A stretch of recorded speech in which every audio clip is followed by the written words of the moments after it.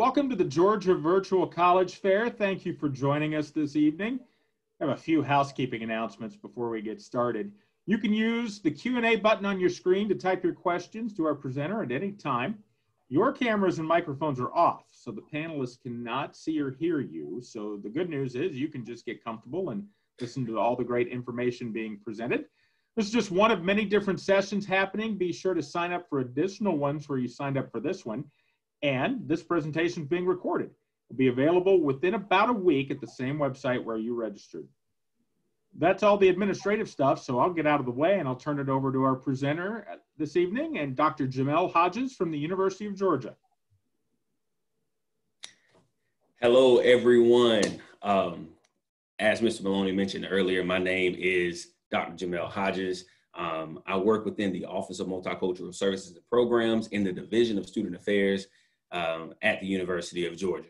So today we're going to be talking about diversity, equity, and inclusion.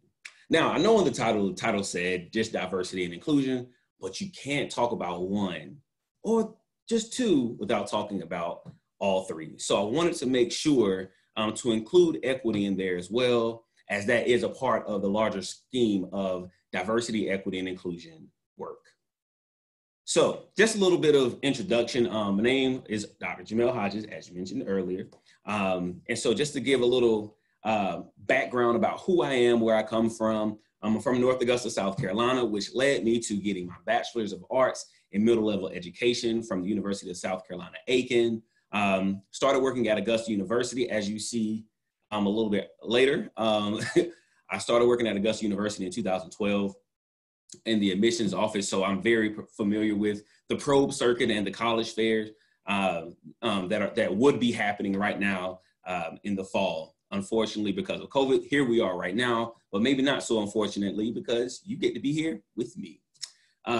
Also, I have my Master's of Public Administration from Augusta University, as well as my doctoral degree and Doctor of Education degree in Educational Innovation, also from Augusta, Georgia.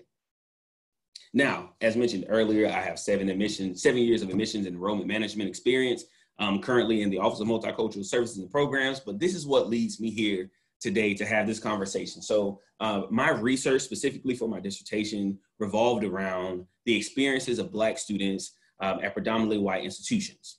The great thing about that research is in reading and researching and understanding a lot of different theories and topics, I had the opportunity to really delve into what diversity, equity, and inclusion actually means for college students like yourself, for college administrators, for college counselors, and anybody who may be attending right now. So without further ado, let's just go ahead and jump right in to this conversation. So what is diversity, equity, and inclusion, right? I like to think of diversity, equity, and inclusion as Alvin and the Chipmunks. You have one, when Alvin, who has a large, very big personality. You have Theodore, who is the funny one, the soft one, the very kind one. Then you have Simon, who's the rational, smart thinker. Individually, they are great. Individually, they do great things. Individually, they have their place, but collectively, all together, they make up Alvin and the Chipmunks. They have an amazing harmony. So when they come together, they make the collective of the group. You can't talk about diversity, you can't talk about equity, and you can't talk about inclusion without talking about all three. If we're only talking about one and not all three, then we have an issue. And I'll talk about that a little bit later and why we would have that issue. So let's jump right in and talk about diversity as a definition. So Pamela Hayes, she created this model to address diversity, this model of addressing diversity. Each of these letters in this acronym have a different category of diversity. And so you'll see age or generation, developmental disability, acquired disability, religion, ethnicity and race, socioeconomic status, sexual orientation, indigenous populations, nationality, and gender. Now, individually, you may identify with, for example, me. I'm 32 years old. I'm a millennial, is what they tell me. So what that means for me is I am a part of one specific group within this category of diversity. But it doesn't stop there. I'm also Black. I'm also a male. I'm also a cisgender heterosexual male. So a lot of these things coincide together and they intersect together to create who I am as a person. But that's not just for me. That's for every single individual that's in attendance right now. That's every single individual that you will come in contact with as you go into your collegiate studies, as you go into the workforce, as you as a college counselor, as you deal with your individual students. Every individual has a piece of all of these different categories. Now, you may not have a developmental disability, but the fact of not having a developmental disability puts you in a specific group. You may not be a part of an indigenous population, but not being a part of an indigenous population puts you in a specific group. So all of these different things work together to create you, the individual, who you are as a person. We always hear a lot of people say, be your authentic self, be your authentic self, be your authentic self. But what does that really mean? It means being you, working and living within all of those different categories that you do or don't identify with, creating what that means for you as an individual. That's what being your authentic self means. But another part of being your authentic self is in us understanding that other people, many other people, aren't going to look like you, think like you, dress like you. They're not going to be the same age as you. Some may have a developmental disability. Some may be on crutches or in a wheelchair for an acquired disability. But at the same time, they're still individuals as well. So you can't strip the humanity from someone just because they identify differently from you. Now, going into college, you'll see a lot of different things, right? Like you'll see people who don't look like you, people who worship differently than you, or don't worship at all. You're gonna see a lot in college. But the understanding of knowing these different identities or these different categories for your identities, that gives you a little bit more ammo to understand people, to interact with people, and to be progressive in today's world. Now, we talked a lot about intersecting identities. So what does that mean, right? So we use this word called intersectionality. Intersectionality has two pretty interchangeable uses depending on the context, right? The first specifically talks about the multiple areas of diversity that an individual holds that contributes to the whole of a person's identity, right? So I mentioned to you all earlier that I'm 32 years old, I'm cisgender, heterosexual, Black male, I'm Christian, all of these different things, right? So that makes me who I am. Same thing for you. If you take a little bit of time to kind of jot down what that means for you, then you'll be able to understand how your different identities intersect. However, we also have another use for this term. It specifically talks about the multiple layers of oppression a person may have based on their identity. So when I go through all of my different identities, I have a little bit of privilege in that I'm 32. I wouldn't necessarily say I'm middle-aged. Some may disagree, but I'm also in a space at an age where I have good use of my limbs. I have good use of my brain. So I have privilege in that this is where I am right now in my life. As a male, I have privilege in that I am a male because men have historically done better for themselves in America for one reason or the other. If I was a woman, however, I would have a certain level of oppression placed on me specifically because I am a woman. But then you throw onto the throw into the mix the fact that I am Black. As a Black person, there's a certain level of oppression that is placed on top of me. However, if I am a Black woman, I now have two different levels of oppression that is placed on me. Now, I'm not saying that to make you feel bad or sorry for anyone. I'm just asking you to understand. Think about it. If women had to fight a certain battle to get specific rights in America, and Black individuals had to fight a certain battle to get rights in America, then a Black woman has two different battles that they're still fighting today. Whereas some individuals may not have any battles that they're fighting. Others may have 4 or 5 different battles that they're fighting because of their identities. But it's really not about feeling sorry or bad for someone. It's actually about understanding that these different layers of oppression actually matter and make up the whole of the person. I'm going to show you a quick clip from Kimberly Crenshaw. She is an individual who has done TEDx talks and done countless amounts of research on intersectionality and what that means. This is going to be a really quick clip, so don't fall asleep on me just yet. So here is Kimberly Crenshaw.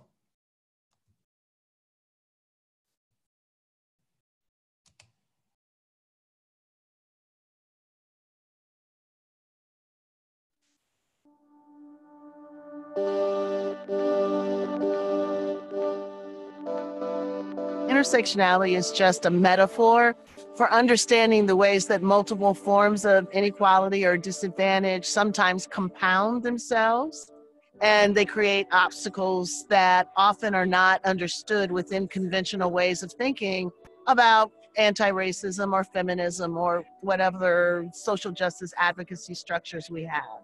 Intersectionality isn't so much a grand theory, it's a prism for understanding certain kinds of problems. African American girls are 6 times more likely to be suspended than white girls. That's probably a race and a gender problem. It's not just a race problem, it's not just a gender problem. So I encourage people to think about how the convergence of race stereotypes or gender stereotypes might actually play out in the classroom, between teachers and students, between students and other students, between students and administrators, and commit themselves to understanding that as a way of intervening and providing equal educational opportunity for all students, regardless of their identities. Identity isn't simply a self-contained unit. It is a relationship between people in history, people in communities, people in institutions. So schools do a good job when they understand that and when they commit themselves to curricular development, to opportunities in the school for all students to understand the histories that have brought us to this particular moment. You can't change outcomes without understanding how they've come about. So independent schools can take the lead on that to be responsive to their student populations and to the communities out of which the students come.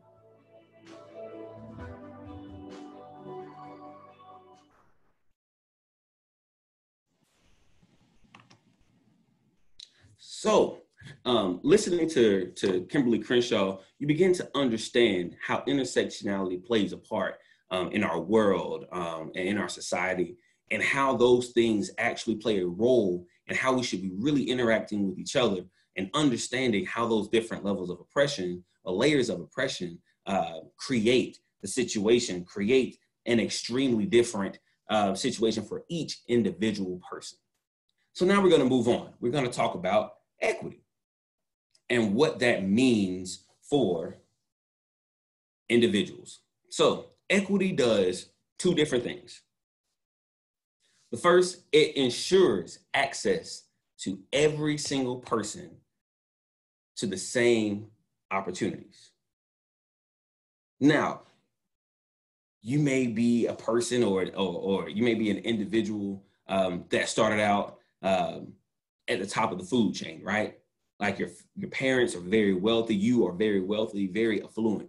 And so understanding that you have access to certain resources that an individual who may be coming from a low socioeconomic status may not be privy to, may not have access to. And it's specifically because of the resources and affluency of your family. But it also acknowledges the existence of barriers and roadblocks in the way of the progression of people who hold various identities. So we have to understand that some individuals were able, or some families have been able to create generational wealth over years and years, while other families may not have had such an easy road or have had the same experience. Now, that doesn't take away the fact of hard work. Individuals work hard.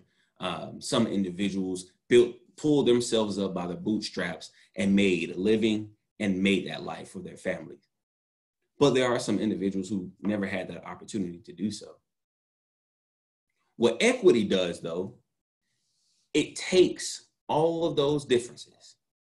It takes the fact that some people historically have not had access to the same things, and it creates access.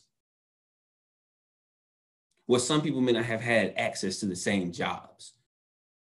Some people may not have access to the same restaurants or the same stores. Some people may not have had access to voting and things like that. But yet, here we are. With equity, everyone has access to the same thing. Now, whether you choose to use that access or not, that's up to you. But the fact that you have access, that's where equity comes into play. We hear a lot of politicians and a lot of researchers and scholars have a lot of conversations around diversity, equity, and inclusion on one side or the other, but it really all boils down to creating a space where everyone has access to the same thing, to the same education, the same jobs, the same livelihood as others. That's where equity plays a part in this puzzle known as diversity, equity, and inclusion.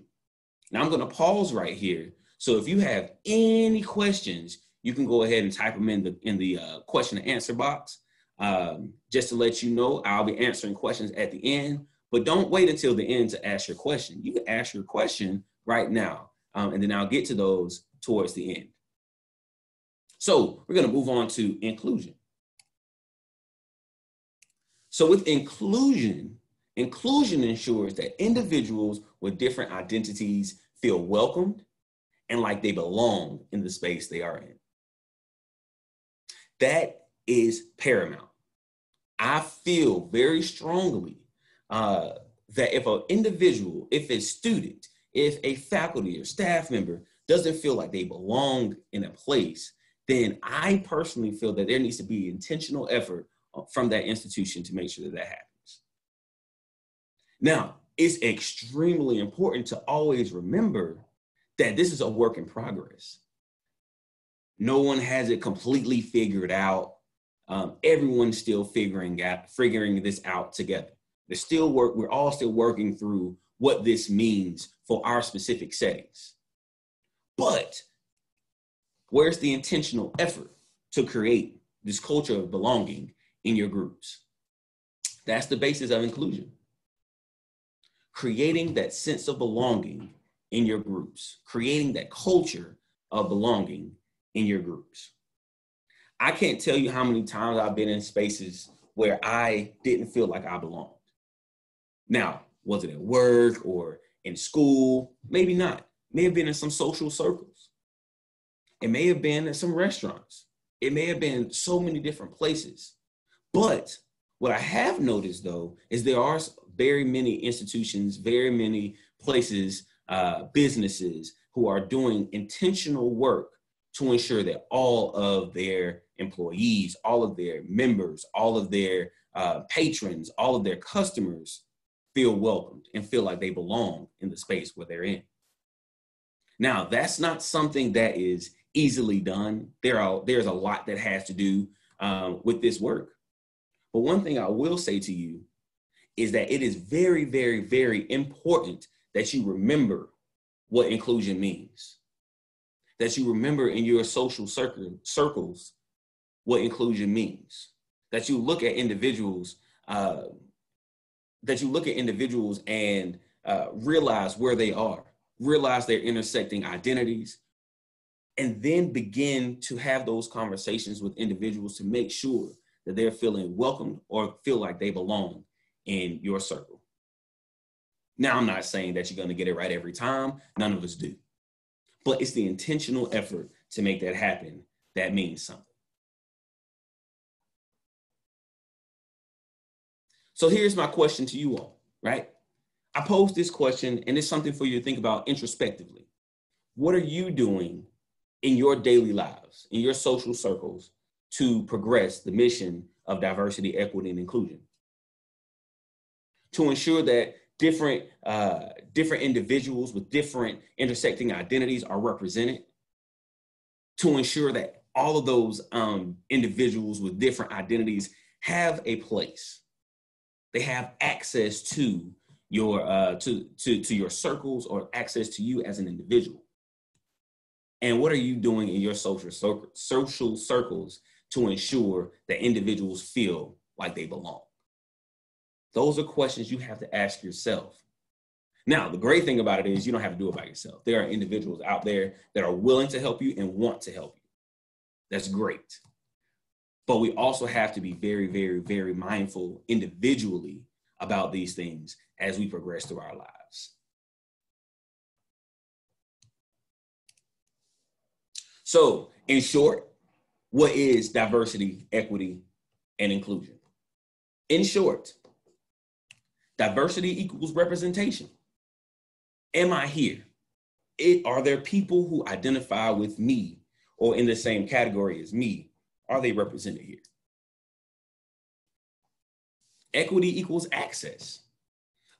Do people who identify with me or have the same identity as me, do we all have access to a certain resource, a certain space, restaurant businesses, educational systems, things like that? Do we all have access to the same things? And then for inclusion, that culture of belonging. Do we as a culture, do we as a people feel like we belong? Whether you are a racial minority or a religious minority, or you are a minority as it relates to sexual orientation, or you're an international student, do you feel like you belong?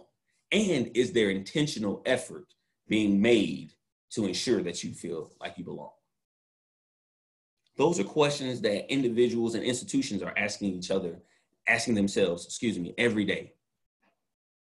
Some are getting it right very quickly, and some is taking a little bit longer. But that's okay. It's the intentional effort that matters. That intentional effort to create a culture of belonging is what really matters. That intentional effort to create access, that intentional effort to provide representation. Those things actually matter. So again, ask yourself these questions in your own social circles and see what you come up with. So now, maybe you're interested in learning more about diversity, equity, and inclusion. Well, this is what I want you to do. Most of the institutions that you're going to be looking at attending offer some educational resource for diversity, equity, and inclusion. Use them. Go to the departments like the Office of Multicultural Services and Programs at UGA and ask questions. Attend the programs. Interact with professionals and researchers in this field. There are very many lessons to be learned. So go to the departments and the professors because they are ready to offer education regardless of your intersecting identities. Ask questions, be inquisitive, ask the hard questions. The hard questions, while they may be hard questions, they're also the most fun questions. Ask those questions of those departments and professors. Attend diversity, equity, and inclusion programs at your institution, especially those centered around individuals who have different identities than those of your own. That's how you get the education running. That's how you begin to understand the walk of life of other individuals who may or may not identify as you. Register for D, E, and I courses.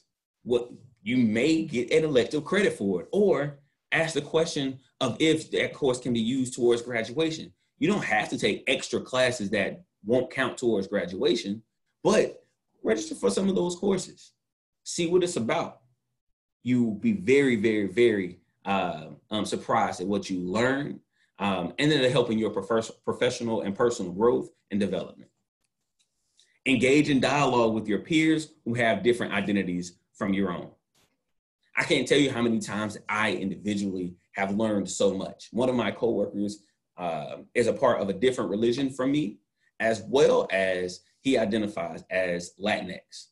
Now, Latinx, Latino, Latina, Hispanic, that's a whole nother presentation in itself.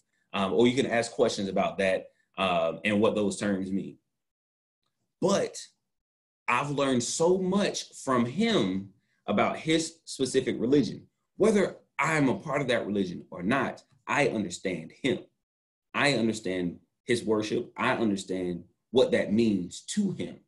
So I'm beginning to understand, or I have understood, who he is as an individual and what that means to him and for him to be a part of that specific religion. So I am going to hush for a quick second. So I will say my email is listed on this slide here. If you have any questions, any follow-up questions, you can definitely reach out to me via email. That phone number there is the phone number for our Multicultural Services and Programs office. So if you have general questions, you can ask them. But if you have any specific questions for me, email is going to be the best way to get in contact with me. So I have a couple of questions in the question and answer segment. So I'm going to ask this question first. This individual is Black, non-binary, and autistic, and for safety reasons, not out to his family. Excuse me, not out to their family. How does someone who is closeted work through college, at least on a social level? That's a great question. So what I love about many institutions is there are a lot of resources out there for you as an individual.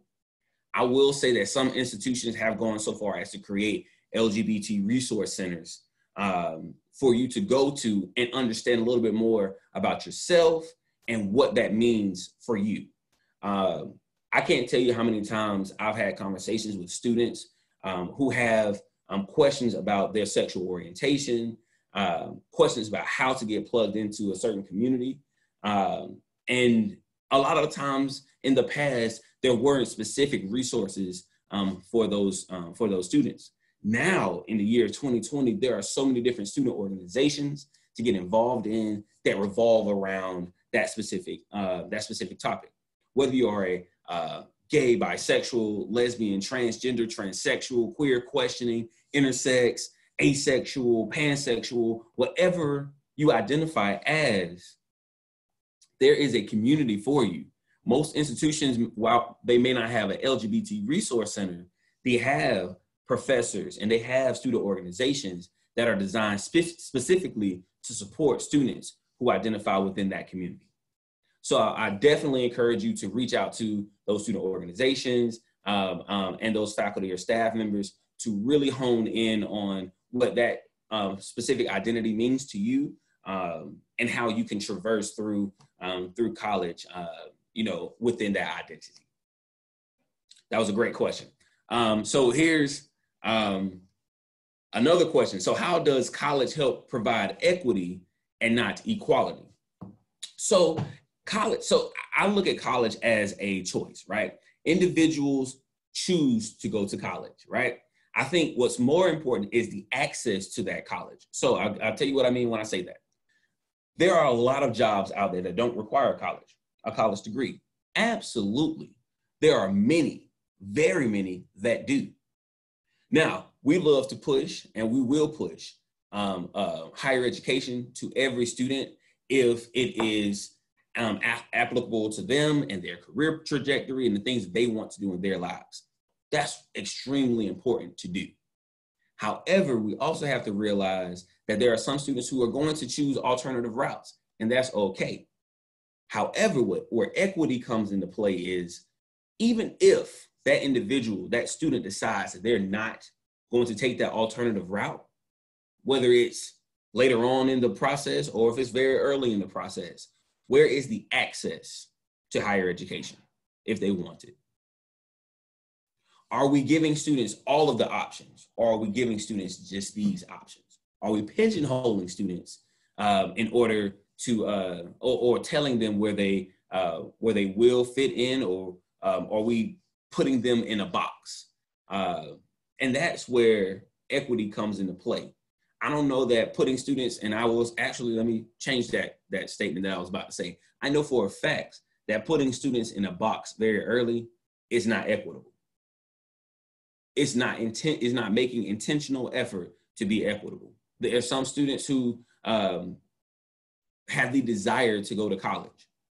While we may not feel like they are college material, they have the desire to go to college. So what are we doing? How are we helping them get to where they want to go? There are some students who are extremely academically gifted and they don't want to go to college. How are we steering them and helping them through finding some alternative routes to get where they want to go? Reality of the situation is college isn't for everyone. That is true. However, should college be accessible to everyone? Yes, it should, whether you are college material or not. And I think when we begin to have these conversations with administrators and high school counselors and students themselves, we begin to see that students form their own paths. Students make what they want to make as their path. We just have to be, and I say we as educators, as administrators, whether we're a professor or a teacher in the classroom, it doesn't matter. We have to make sure that we're still providing access to all of our students to whatever resource or whatever route they want to take in their professional and academic careers. So that was the last question that I had down here. However, I am still here for another 12 minutes. So I'm still here to field questions. If you have any, and I definitely encourage you to ask questions. I know that diversity, equity, and inclusion can be a hard topic or a heavy topic for a lot of people, but this is where you could ask a lot of different questions anonymously. And so I encourage you to take the opportunity to do so.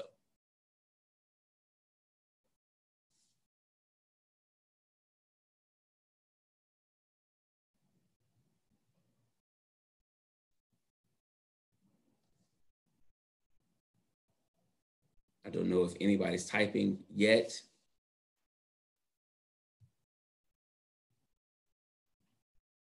Okay, well, so with that being said, I want to do a little bit of an exercise.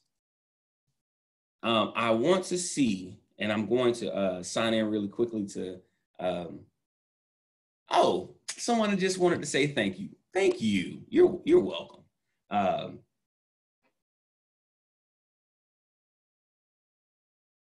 Okay, so here's another question. In what ways can colleges or universities help with equity?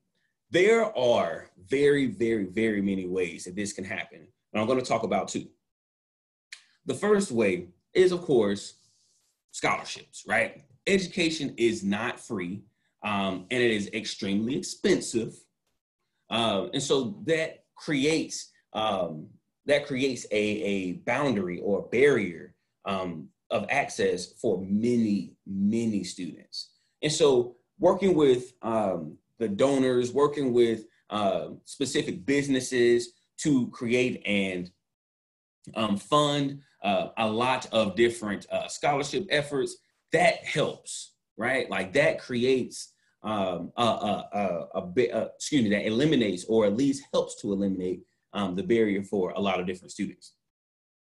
The second thing that I'm going to say is I think there is a mad dash for a lot of universities to really increase the number of individuals of color, individuals of specific genders, individuals from specific socioeconomic statuses, and that's great in providing access for those individuals. However, when they get to the institution, there has to be something to create that culture of belonging. So I think institutions, colleges, universities can do a lot to create that culture of belonging in intentionally creating student organizations for this specific population of students to help them create community at the university, or even in the first couple of weeks, and I know a lot of institutions do this, creating a week of welcome where students get to create or get to learn ways where they can create their own community for themselves. I think what happens is a lot of the times we put things in brochures, we put things on our website, and we expect students to just know, right? But that's not the case. Our students aren't just going to know what you have going on. You're going to have to tell students what you have going on. So I really think that it's going to be extremely important, especially in the next few years, right? Like we're talking about in the year 2050, our Latinx or Hispanic population being about 25% of our population. Well, what are we doing for our Latinx and Hispanic students now, knowing that that is a growing population? How are we supporting students through, how are we supporting our Black students specifically through 2020 with the Black Lives Matter movement, things like that? How are we helping them cope through all of these situations? That's going to provide equity, right? Like for our students who have to deal with these things from a internal standpoint, that weighs on them emotionally, which could also weigh on them academically. So I really think it's important that we understand those things and we provide resources for those students. For our LGBTQIA+ students, I think it is very important that we have resources, defined resources for that population of students.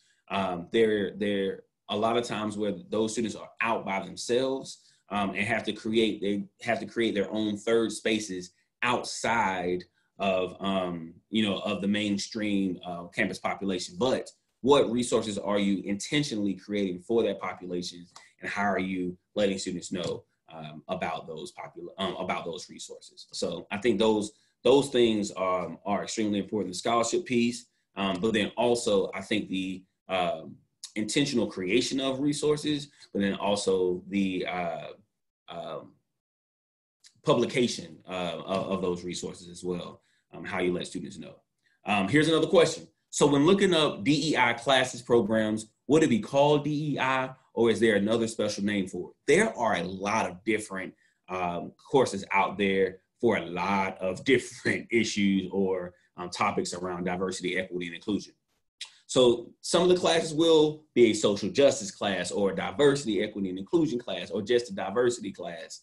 But also there are a lot of African-American studies classes, or LGBT experiences classes, Latinx or Hispanic classes, and specific topics, right? I didn't take a class, but I saw a couple of my students taking a class, and the class was, I can't remember the name of the class, but inside the class, they looked at hip hop and what hip hop meant for the Black community and how hip hop has progressed. Now, someone may say, oh, how is that a college class? Well, I know it was in the English program. And so there were a lot of papers, a lot of presentations, things like that students had to do. So they were honing some of those other skills, but they were talking about a topic that was very specific to a specific group. That is important. If you're an individual who does not identify within a specific group, and there is a class that you're interested in for that specific group, or talks about the experiences within that specific group, that's a good class for you to take, because it helps you understand that specific topic in that group that you may or may not identify with. So I think that's very important. So some classes may say diversity, equity, or inclusion. Some classes may say social justice. Some classes may be a specific identity-based class. But I think all of those classes will be good for any individual in class. Ooh, good question. Does diversity, equity, inclusion influence in admissions? So I've been out of the admission game for about 2 years. So I will say this. Yes and no. I believe that a lot of admissions offices do work very hard to break down barriers, to let students see themselves at the university, to release those diversity numbers so students know that not only will you be represented at the university, you also have access to this institution. Then you also, you know, we try to help them create a sense of belonging before they actually reach the institution. So I think those things in admissions are very paramount. I'll say this about UGA, right? So we have a couple of different admissions related programs, Movimiento for our Latinx and Hispanic students, prospective students coming in, as well as Georgia Days and Game Weekend. Those things are tailored to specific groups of minoritized students, but those things actually create a culture and a community of belonging at those weekends before classes even begin, before students even reach orientation. So I think admissions is doing, I think a lot of admissions officers are doing great jobs. Do I still think that there is work to do? Absolutely. The work is never finished, but I think admissions officers are doing or rethinking what they do with diversity, equity, and inclusion in providing representation or displaying representation, providing access and a culture of belonging. So right before we get out, I just want to do one quick thing with you, right? Go to menti.com if you can. And I know we only have 3 minutes, so the call may end before then, but type in this code 8258341 and think about what words come to mind when you hear the words diversity, equity, and inclusion after this presentation.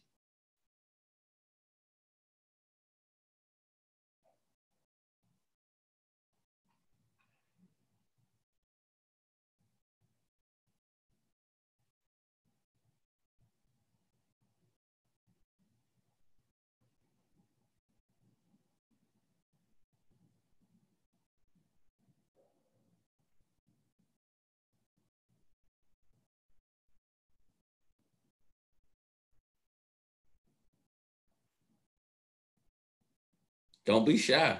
Don't be shy. Go ahead and fill it out.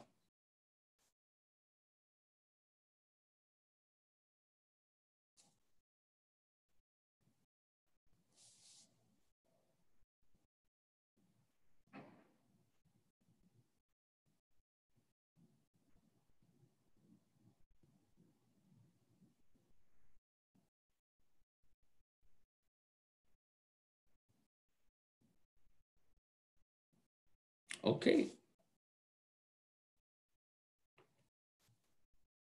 Well, it looks like, oh, the words started coming in.